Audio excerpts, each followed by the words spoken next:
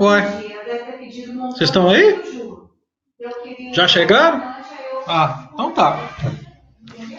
Bom demais? Então vocês estão aí, né? Turma, bem-vindos. Terceira etapa já.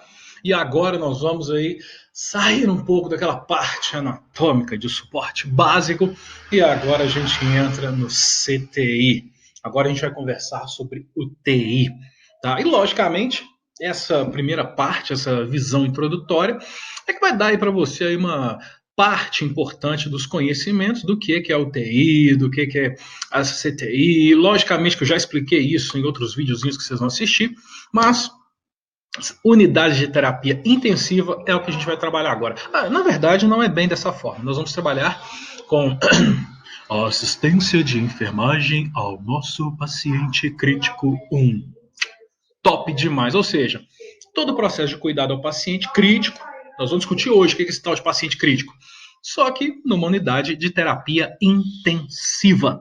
Tá dentro desse setor que é tão gostoso de trabalhar, que é tão interessante e que é tão mágico, é fenomenal, é maravilhoso. Então, desliga essa rede social sua, esquece a Netflix, tá? Depois você assiste lá o Milagre na Cela 7, depois você assiste Beleza Americana, que vem na minha matéria. Você pode assistir Sublime, que eu já mandei você assistir. Na Netflix não tem, não, tá? Mas você pode assistir. Menina de Ouro é interessante. Tem uma parte do filme que passa com os cuidados ao paciente dentro do CTI, dentro de uma UTI. Tem um filme, eu não lembro o nome, eu vou lembrar ainda, em que o médico grosseiro ranzinza, não é o House não, tá? Em que o médico grosseiro ranzinza xinga todo mundo, ele se torna um paciente, e aí ele passa a ver na ótica do paciente o que é importante com relação aos cuidados, ele passa a ver na ótica do paciente o que eles faziam, o que os profissionais faziam. E o interessante é que depois que ele recebe alta, depois que ele vai para casa, quando ele retorna ao trabalho, a primeira coisa que ele faz é pegar a equipe dele e falar assim: essa semana você é paciente. Essa semana você vai ser. E ele começa a colocar a equipe como um paciente, para que eles entendam o que eles fazem e como é importante cuidar de alguém. Então, bola para frente, nós vamos trabalhar com essa disciplina. Os primórdios de uma UTI, elas começaram com o trabalho de Florence Nightingale. Lembra da Florence? Pois é, a dona da enfermagem, a dama da lâmpada, a matriarca da enfermagem moderna, fantástica, a histérica, estressada, brigona, mas enfermeira, que trabalhou com os cuidados intensivos com os soldados que estavam feridos durante a Guerra da Crimeia. É claro que a Florence exagerou, tá? Não sei se é exagerado igual ela, não. Quem cuidar do paciente tem, é legal, é bacana, mas sem piração total. Tá? Eu falo assim, piração total, porque ela trabalhava tipo, sei lá, 24, 30, 48, 72 horas, assim, não saía. Ela morava no hospital, morava nas enfermarias, então assim, não precisa disso tudo também, não. A UTI vai aí atender aos pacientes que precisam de serem monitorizados e, claro, ter agilidade no cuidado, agilidade na assistência, porque esses pacientes têm instabilidade no seu quadro clínico. O quadro clínico deles é instável, pode oscilar muito rapidamente entre picos de melhoria, mas picos de piora. O cuidado que é prestado ao paciente ocorreu a partir do desenvolvimento do CTI. Você falou UTI, agora você fala CTI. Você falou UTI. Eu não vou citar agora essa primeira aulinha, essa introdução, então eu não vou falar o que é diferente. Agora, logicamente que avanços de CTI, Centro de Terapia Intensiva, na UTI, na Unidade de Terapia Intensiva, contribuíram com avanços tecnológicos, as melhorias contribuíram dentro do campo da farmacologia, das medicações e até mesmo nos avanços da tecnologia que era utilizada para o tratamento. Em 1890, nós temos aí que Joseph Dwyer inventou a cânula laríngea. Já o tubo endotraqueal, o TOT, o tubo orotraqueal, foi criado em 1917 pelo Dr. Ivan, permitindo aí uma terapia ventilatória, uma terapia respiratória invasiva. Só depois de 1917 que eles começaram a trabalhar com a entrada de ar diretamente nas vias aéreas inferiores do paciente. Em 1908, o Dr. Takamine sintetizou a adrenalina e até hoje ela é utilizada na assistência ao paciente crítico. Em 1926, no Hospital Johns Hopkins, nos Estados Unidos, cria-se a primeira UTI, a primeira unidade de terapia intensiva. E passa aí a monitorar e a manter os pacientes críticos, tá, dentro das condições de assistência e cuidado, atingindo aí todos os patamares de evolução de conceito teórico, de conceito prático, de conceito tecnológico. Então, a partir de 26 é que eles avançaram na assistência ao paciente na melhoria. Em 1927 foi criado o primeiro ventilador mecânico, e aí, claro, melhorando os cuidados do paciente pulmonar. E é preciso um ventilador mecânico? Olha a condição dos pacientes com corona. Eles precisam, se estiverem mais graves. Então, eles dependem. Desde 27 que existe. Em 1948, foi desenvolvido o desfibrilador por Claude Becker. Em 1950, o Dr. Peter Safar preconizou aí as condições da assistência de urgência e emergência, observando o A, B, C. A, B e C. Hã? Ih, nem lembro, que feio. A de airway, ou vias aéreas. B de breathing, ou respiração. E C de circulation, ou circulação. Então, ele trabalhou fazendo com que as vias aéreas estivessem abertas, houvesse a ventilação do paciente e mantivesse a circulação. E, claro, ele criou a técnica aí da massagem cardíaca. Ó, RCP na alta, desde 1950.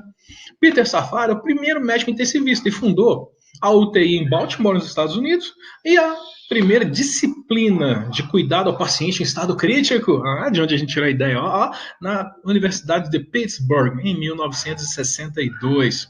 No Brasil, UTI, a ideia da UTI, dessa unidade de terapia intensiva, de cuidados intensivos, foi criado na década de 70 no Hospital Sírio-Libanês, e na época, o primeirão do Brasil, ele tinha 10 leitos. Tá? Ele foi fundado com esses 10 leitos. Hoje não, hoje os hospitais do Brasil, eles têm a UTI, eles têm essa unidade, ou eles têm o CTI, depende da constituição hospitalar. O CTI é um cuidado intenso, tá? Que vai se basear na condição de que se tem várias doenças, tá? Existem várias patologias, tá? As pessoas têm várias enormes, mas os conhecimentos levam, isso é interessante, que as condições da morte, o que conduz o paciente a óbito, eles costumam ser limitados. Eles costumam ser, mesmo que a pessoa fique extremamente doente, gravíssima, mas quando ele vai falecer, quando ele está conduzindo ao óbito, os mecanismos, eles costumam ser parecidos.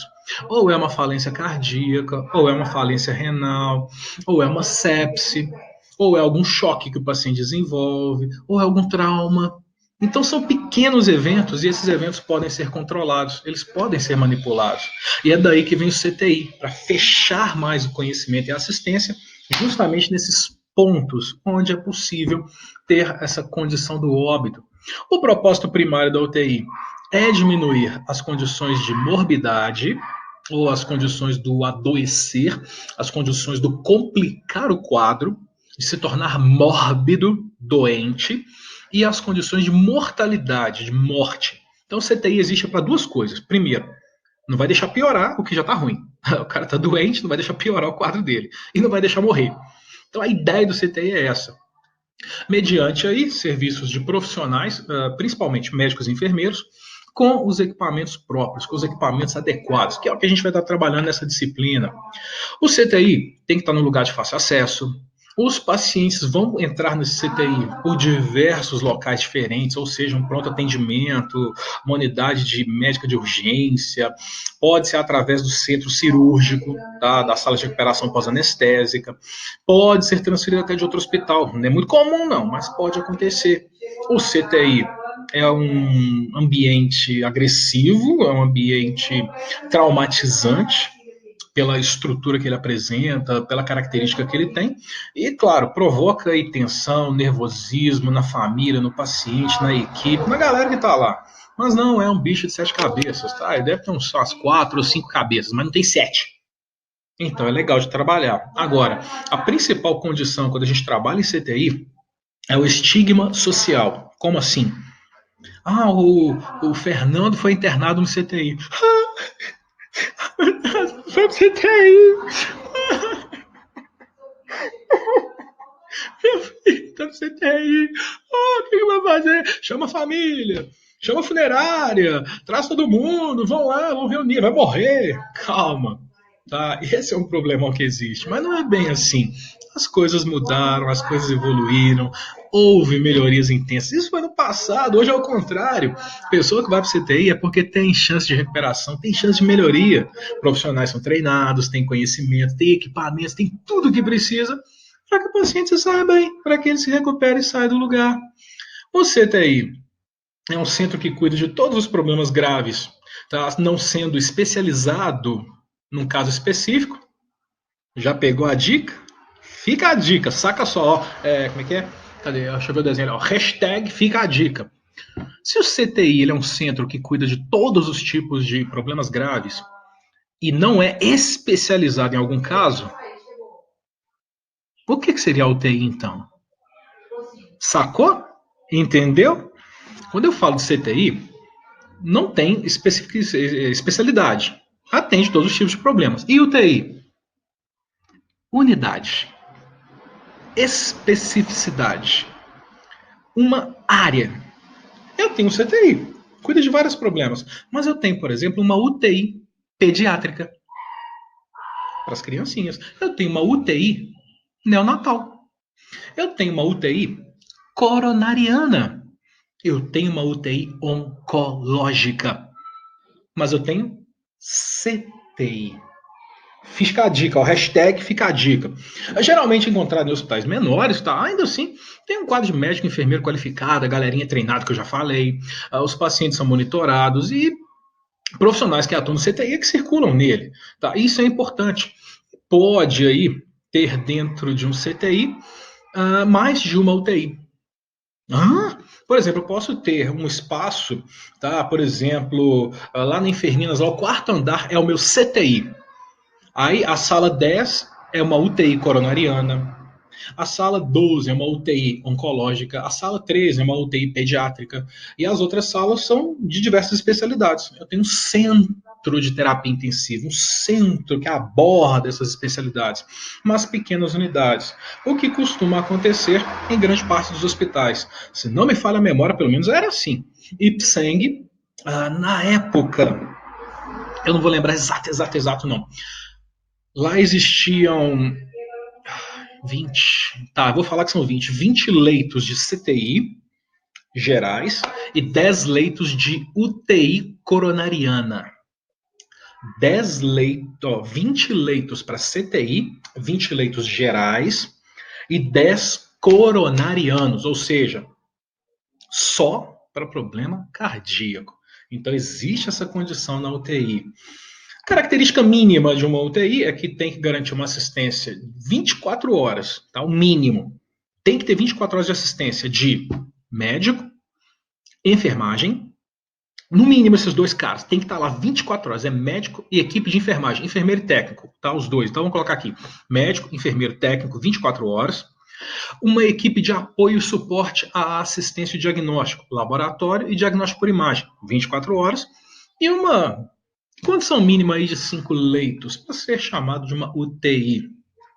A UTI interna pacientes críticos, graves, individuais ou coletivos, de acordo com o seu grau de risco, exceto neonatal, porque vai para a UTI neonatal. Registrar assistência médica intensiva, tá? Ela deve registrar, deve executar e registrar as assistências de enfermagem. O paciente recebe todo o trabalho de assistência 24 horas, tá? Seja fora do lugar, seja nele, mas são 24 horas de cuidado. Tem que monitorar assistência respiratória 24 horas na ventilação mecânica, suporte nutricional, alimentação, dieta, sonda, quando precisar. Se for necessário aí, as assistências de monitorização eletrocardiográfica, terapia dialítica, a administração de hemocomponentes, a condição da manutenção de vida do paciente dos órgãos, quando existe aí a morte cerebral diagnosticada, definida, para retirar os órgãos, para fazer transplante, quando autorizado pela família. É importante que o CTI mantenha os familiares informados sobre a condição do paciente, sobre o que está sendo feito, os cuidados. E, claro, deve ser assistido, deve ser auxiliado, deve ter o trabalho acompanhado pela CCIH do hospital. Comissão de Controle de Infecção Hospitalar, conforme foi estabelecida aqui no Brasil através da Lei 9.431 de 1997. Essa lei especificamente ela fala do Programa de Controle de Infecção Hospitalar. Lá dentro dessa lei, no artigo 1º, cita as características desse programa, e no artigo 1º ou 2º, que fala que esse trabalho do programa é desenvolvido pela CCIH. E as bases da CCIH, do que ela é, como que ela faz, está presente na Lei 2.616 de 98. Então, se a gente for pensar, vamos considerar 98 para ficar redondo. Nós estamos em 2020. Faz a conta. São 22 anos que o Brasil começou a pensar nas matérias de controle de infecção. Tem 22 anos que o Brasil criou um órgão específico para controlar as infecções hospitalares. Saca só que evolução maravilhosa que nós tivemos aí nos últimos 22 anos. Nos últimos 22, não adianta ficar rindo aí não. Imagina só o que era antes, o que não acontecia. Turma, eu espero que vocês tenham aí compreendido essa primeira parte, essa visão introdutória. Durante a aula de hoje, a gente vai estar trabalhando aí com a relação ao que é o paciente crítico e, obviamente, eu já deixei outros materiais preparados para a aula, para vocês aí terem um aprofundar dentro dessa disciplina que eu tanto amo, que eu tanto gosto. Nos vemos posteriormente. Não saia daí. Paciente crítico volta já.